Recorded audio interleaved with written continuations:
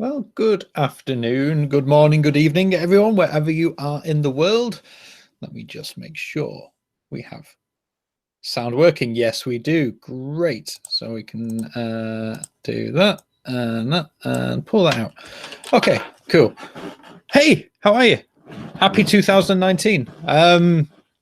For anyone who doesn't know, you're stuck with just me today. For anyone who does know, there's a post in the UnderstandingE Facebook group where I was going to basically try and stitch Matt up a little bit, tell a story about how he wasn't feeling too well, so he'd gone to go and see a man who had promised to go and put something in his mouth, and whilst he might not like it at first, he would grow to like it and it would eventually make him feel better. Of course, talking about the dentist. Matt's gone to the dentist. He had toothache and he's had a tooth out, so he's not feeling his usual self. So yeah, you're stuck with me today. And yeah, apologies for last week. I had been away, was still feeling jet lagged, and Matt was, we'll say, waist deep in code. That's probably the more polite version. He was, he was properly plowing on with what the software that we've been working on. And the good news on that front, again, we'll get straight into this. Like 2019. Firstly, right, let's remember how we do this. Let's do everything in an order. Firstly, thank you for tuning in, for turning up, for taking the time out of your day to say hello and to be involved with what we've got going on. Hope you had a great Christmas, great 2018, New Year 2019. Next up, we are live right now. I am live right now. On the right-hand side of your screen, there should be a, which I think the right-hand screen is on this side. Everything's mirrored. Over on this side, if you're watching on a computer or a desktop, whatever, laptop, there's a little drop down at the top where it says top chat. Change that to live chat and you'll see everything that's going on live.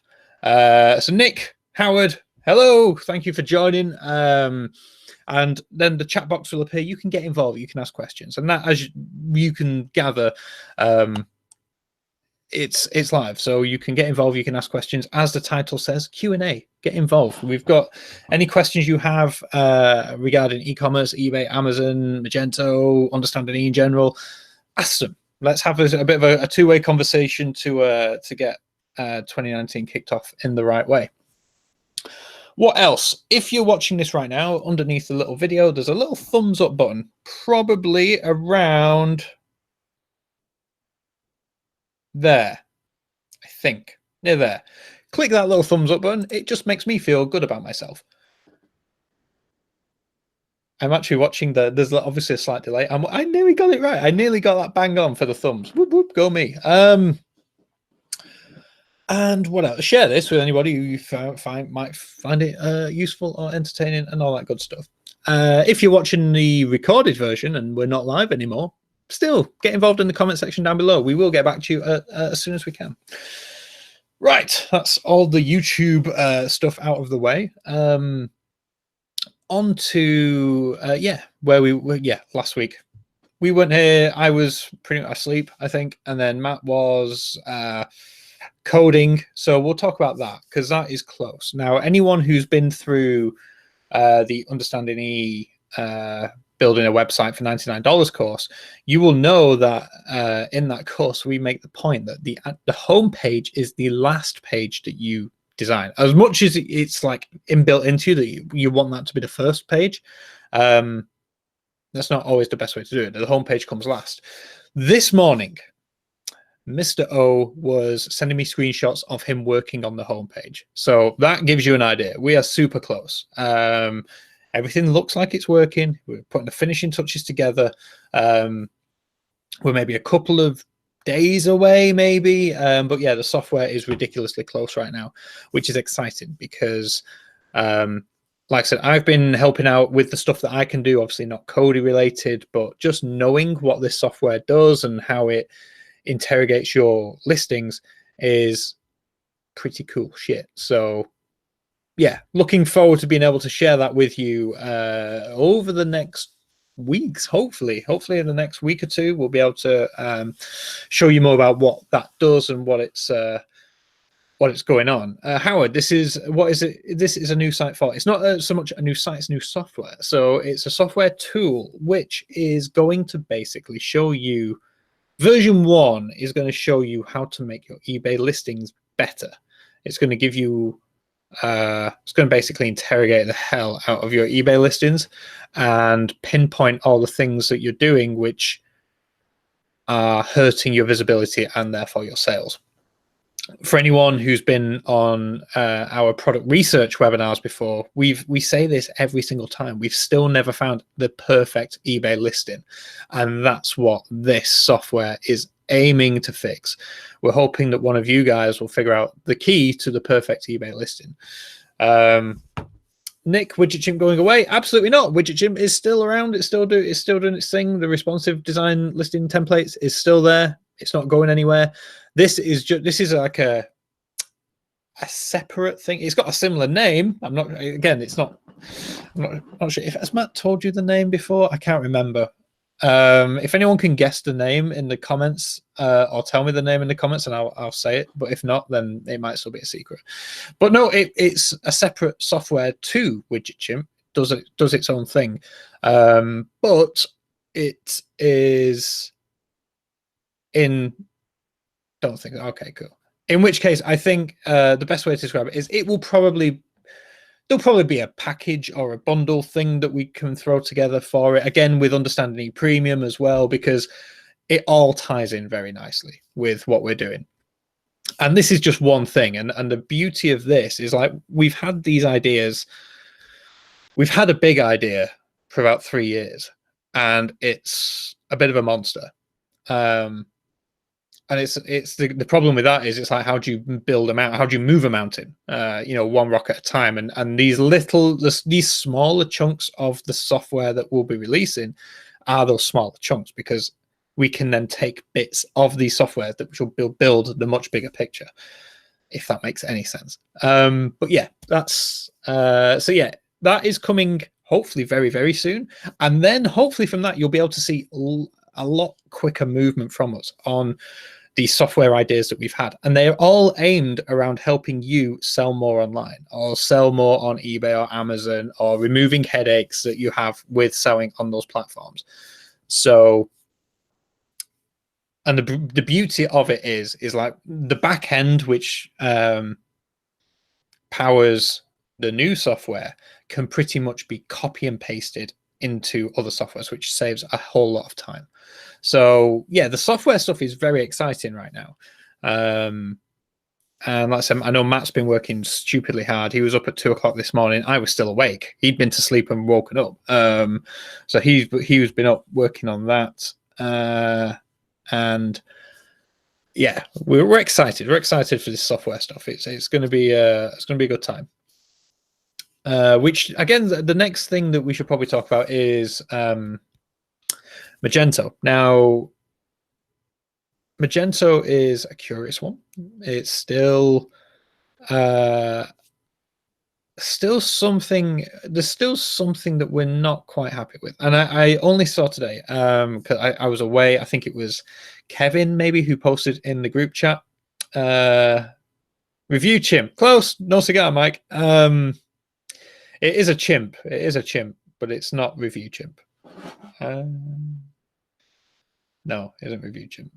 Similar, but not quite. Yeah, I think it might have been Kevin. And Kevin, I do apologize. I like I said, I was away, and then obviously with Facebook algorithms and everything, I missed the post. But I will get back to you regarding the Magento 2 stuff. In fact, I'll do it right now. Magento 2, it's still a bit of a grey area right now. And because every time that me and Matt sit down and look at Magento 2, we think back to Magento 1 and when we first started UnderstandingE and how everything just lined up so well. It made perfect sense. And right now, we don't think it does anymore. And there's still a few questions, or there's still a few areas where we don't have control. And I'm like, we never had control, don't get me wrong, but even to the point where now we're not in the room with the decision makers anymore. Like Adobe now are pulling the strings with Magento, not eBay. No, we were sat around the eBay table. We're not sat around the Adobe table. So there's a few questions with what Adobe are going to do with Magento 2 and how. So it's a tough one right now for us to fully get behind Magento 2. Mainly for two key reasons. Myself and Matt have always stood by our ethos of we will only recommend what we think is right and what we would do ourselves. And that's definitely cost us money over the past 4 or 5 years. You know, if we were purely based on generating money, we would have told you all to use Shopify, because when that bandwagon was going crazy, we could have made so much money on Shopify tutorials and Shopify e-commerce and blah, blah, blah, and building software that would work with that. That's not what we were doing. We've always said we put business owners first. And for us, that's why Magento has always been the most flexible, the most powerful multi-channel e-commerce software tool, which was truly third generation. Open source and add what you want. With Magento 2, we don't quite get that. There's a few issues, there's a few niggly things which, once you've had them in Magento 1, you sort of feel like you're losing out because you don't have them in Magento 2. And it's a tough situation right now with Magento 2. I was at eCommerce Show North back in November, I think. November. And I went along to a talk that someone was doing about Magento 2. And it's hard because I know how these events work. These people pay to speak. And he was from an agency that was basically offering migration services from Magento 1 to Magento 2.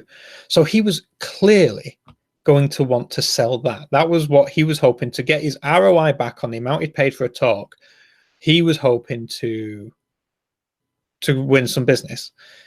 The problem I had was he was saying things which were just blatantly not true. That Magento 2 was faster than Magento 1. That's not always the case. And all these other facts and figures which were just not true. And that didn't sit right with me, because I was like, well, this guy, he's lying, or he's being economic with the truth at best when it comes to Magento 2. Nick, some examples of that. The first one that springs to head is MagMe. There's not a pure MagMe replacement for Magento 2, whereas, like, I'm not the data guy. Matt loves MagMe, and when you're doing, if you're selling product ranges with thousands and thousands of variants, MagMe is incredibly powerful. And yes, I know the integrated imports are better with Magento 2 than they were with Magento 1, but the point still stands is that the issue is Magento 2 as a standalone is a website platform. We're showing you how to use it as a multi-channel software platform. So when it comes to doing imports for eBay, Amazon, MagMe gave you the ability to customize imports fantastically well, with your custom attributes, with your custom values, and it just made everything. You could then cron job the hell out of it with supplier feeds, and the automation of that was so powerful for so many sellers. And Magento 2 just doesn't have that. I hear that. I paid $400 for an extension. Can't say it's that great.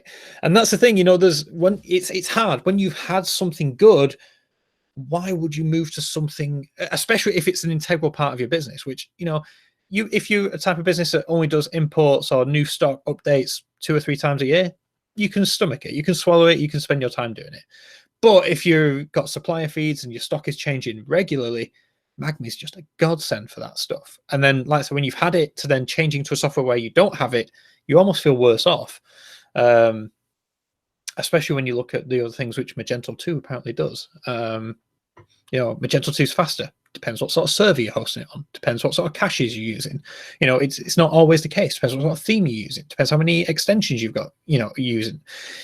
There's too many variables to make blanket statements like that guy was making at eCommerce Show North.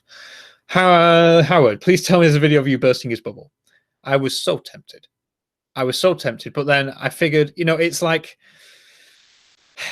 the guy with the microphone's always going to win, isn't he? I'm going to look like the crazy guy in the audience who's like, no, you're talking crap, blah, blah, blah.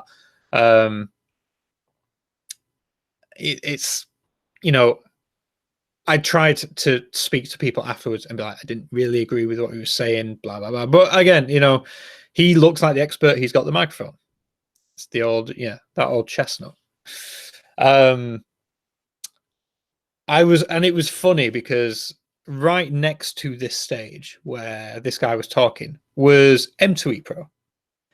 And Alex, again, I don't know how many of you guys have dealt with Alex from M2E Pro before. He tends to sort of, he deals with the high level stuff. He doesn't, Paul was the guy who used to deal with more of the tech stuff and the customer support stuff. But Alex, I went and chatted with Alex afterwards. I went, did you hear any of what that guy just said? And he was like, mm-hmm. And he, me and Alex at M2 Pro had a great chat about basically, the problems with Magento 2. And it's a shame. It is a shame. Just catch up with a live chat here. Jay, we've built our entire business around Magme. I think there are some forks for M2, but nothing is really proven. That is true. I was speaking to Chris Astley about this. Obviously, a lot of you guys know Chris, but you remember for a long time. He does the website guy.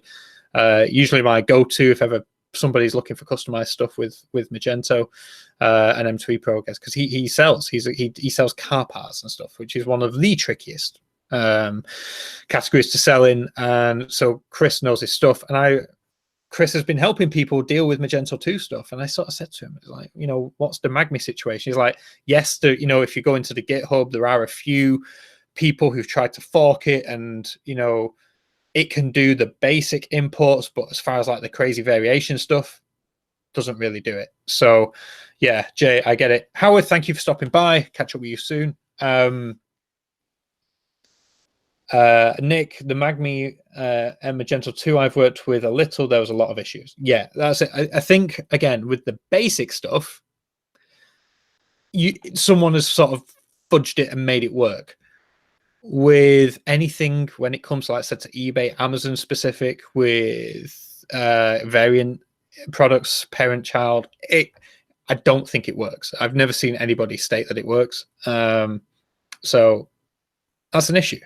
I think it's a problem with the latest 1.9 release of Magme. Can't recall exactly. Jay, I'm not sure. I've been a while since I've looked at the release notes from any of those things. Yeah, so I mean that's the core one. But yeah, so I was chatting with Alex at M2E Pro, and he was saying the same thing. It's like Magento.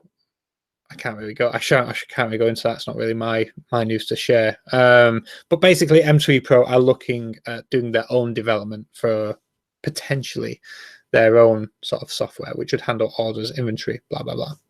We will see. That was very, there was nothing concrete on that. That was all speculation and ideas being thrown around at that time. But yeah, so this is the thing, is like when we started UnderstandingE, and it was Matt who stumbled across Magento and M2E Pro, and he basically realized the power, after using Limworks, he was like, this is a dog's doodahs when it comes to this, and it's not costing £1,000, £2,000 a month like some of the bigger boys. Channel advisor. So it was no-brainer. It was no-brainer for us to do what we did. And obviously we still see a lot of value. We still get people coming in and using the courses, and it's great to see, and the forums and stuff. But that does leave us open to the question of, well, we know Magento 1 is going to be end of life by June 2020. Still gives us about 15, 16 months. So we're not worried. We're not worried about that. We've still got a long time to, Magento 1 isn't going anywhere for the foreseeable. You'll get another Christmas out of it quite easily. And that, I think, is where me and Matt are coming from right now. Is like, we can't force Magento 2 on you. It doesn't feel right. It doesn't feel like, it's not what we would use. That's basically the bottom line of it. If we were sellers, it's not what we would use. And that brings us back to the question of what would we use? It's still Magento 1. It just is. It just is Magento. And that obviously is the situation we find ourselves in. And every time we come and, because we get it, we listen. You guys, you're worried and you want to, migrate to Magento 2, or you want to make sure your business is safe. We get it. The reality is that there's not really one solution right now which jumps out. I was chatting to the guys at Shopware, sort of new kids on the block. They have integrations into eBay and Amazon feeds and can do all that stuff, but I think they're based in Germany. That needs some more interrogation from our part. Again, they're relatively unknown, relatively untested, as far as, in my circle anyway. So there are options out there, and that's, we are keeping our eyes and ears open. But in the meantime, like I said, it's like, what can we do to help you guys right now? It's a case of help you with the software piece. It is, help you be better at controlling the marketplace stuff. Rather than worrying about the back end multi-channel system right now, that, because we don't have the answer to that, we don't, we can't, well, as far as our answer goes, it's Magento 1, and you are all hopefully there, unless, for the reasons you for your business, you've moved somewhere else. Which means, how can we help you in other ways? And that's where the software has come about. So, and don't get us wrong, we still got documents and documents of tutorial ideas, which we are looking to get involved with soon. But yeah, that's like the main thing that we've got going on. It's like software that's going to help you most right now, is helping you maximize your sales on eBay, Amazon, potentially a couple of others.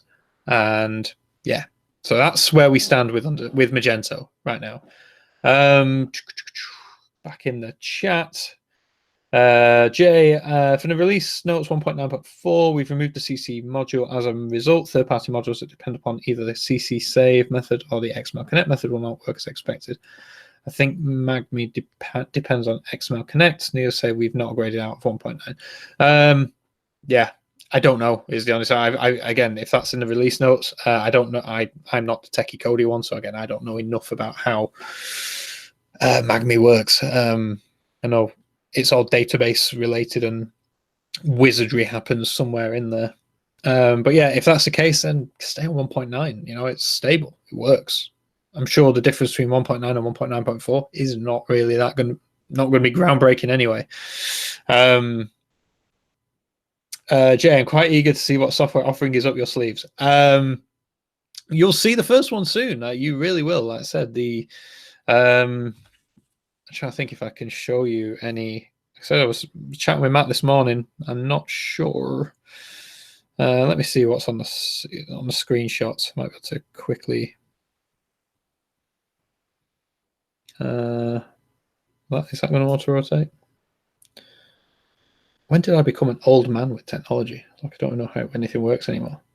I can sort of show you that very quickly without. Go on, focus. As you can see, we have a dashboard, and that's all you're seeing, because I know some of you will try and screenshot it. But yes, so the dashboard is looking good. I like it, and yeah, there's lots of cool stuff going on with the software. And we've, like I said, last time I checked, I think there was 4 or 5 software ideas. There was one big one, which again I told you about earlier, and then this one that's coming out soon, which you know about. So there's easily 2 or 3 which hopefully we'll be able to spun out quite quickly off the back of this first release.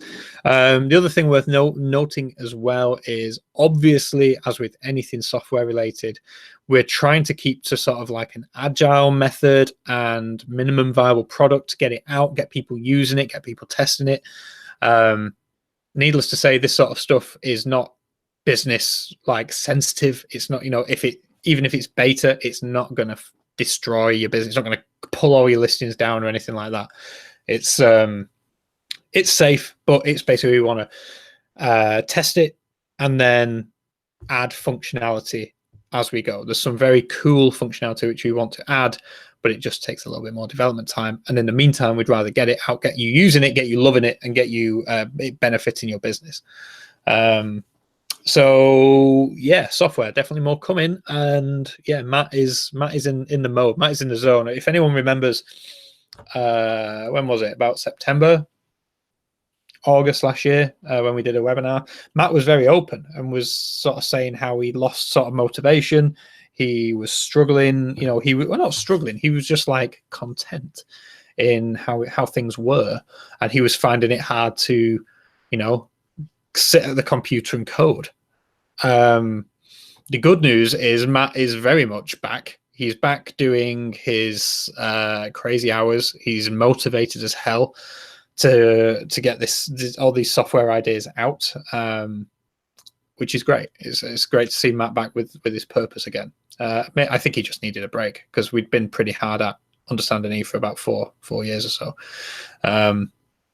But yeah, he's back, and he's back with a bang with the software. So like I said, I'm expecting good things, lots of exciting software things. Whilst I'm here, if anyone has any other questions, any comments, anything going on with that you think I can help with, please let me know in the comment section. I am cautious that been on for half an hour. I won't keep you any longer than necessary. So yeah, now is your perfect time to ask any questions that you may have. In the meantime, what else is going on? eBay and Amazon. eBay's been pretty quiet, news-wise. Again, looking back to eSeller Cafe. If anyone doesn't know about eSeller Cafe is the other business that we run with Richard Meldner. Richard, again, long-time UnderstandingE member, long-time seller, been selling way longer than I've been in e-commerce. And I'm actually seeing Richard in about, is it a week? 2 weeks. I'm seeing Richard in 2 weeks. I'm over in Florida in 2 weeks. Me and Richard get to hang out, and it'll be the first time I've met him. We've been running, we've been friends for maybe 4 or 5 years. We've been running eSeller Cafe for 2 years in April. So yeah, I actually finally get to meet Richard. Really looking forward to that. And I'm sure we'll get to sit down and plan some eSeller Cafe stuff too, which is really exciting. So looking forward to that.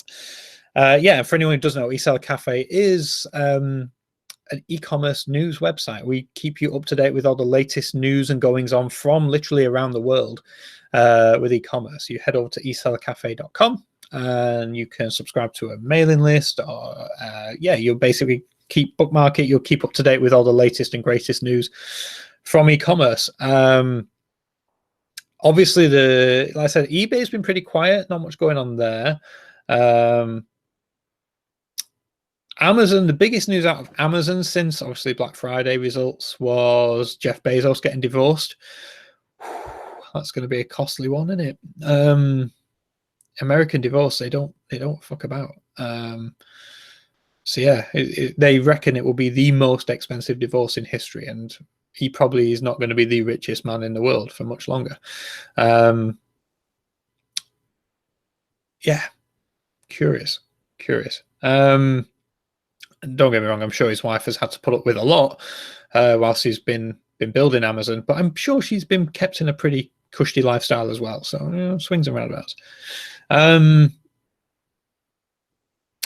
eBay put out a timeline on their last update. We should be seeing more of their move to product-based listings a la Amazon in the new year.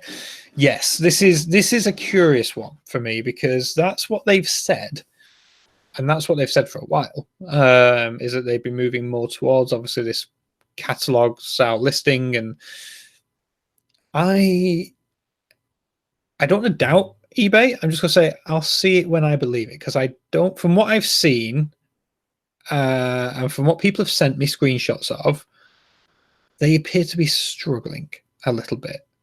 Maybe I'm off. Maybe in the US, they are much further ahead. But here in the UK, it's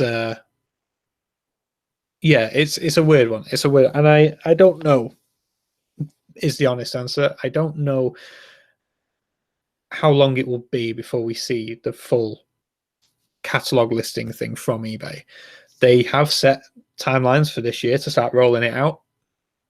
Who knows? Who knows is the honest answer. Jay, I see your comment.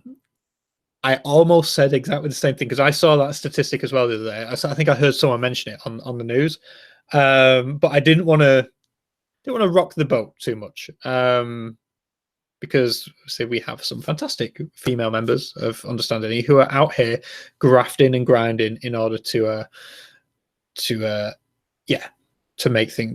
build their empire. But yeah, that statistic is a bit of a shitty one. Yeah, I'm not a fan of the product-based listing at all. Sort of scared of that change.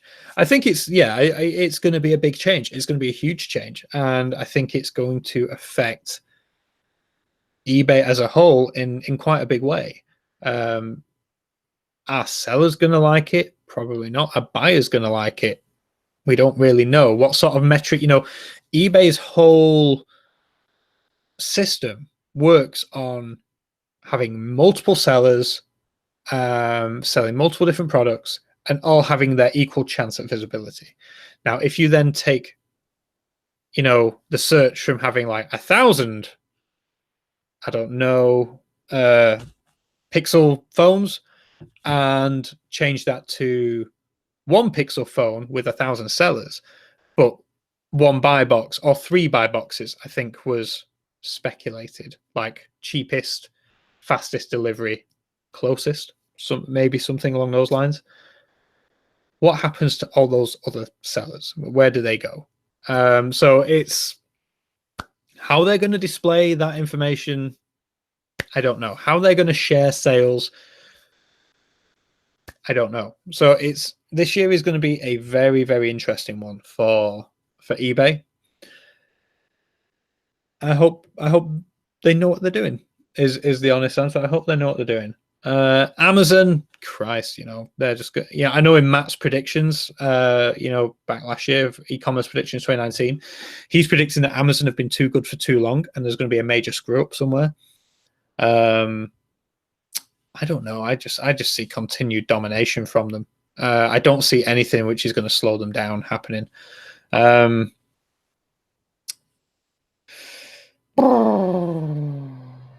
Right, Mike, I've seen at least 2 errors with the new listing format, wrong features in the description, then we have to bring product back, costs us.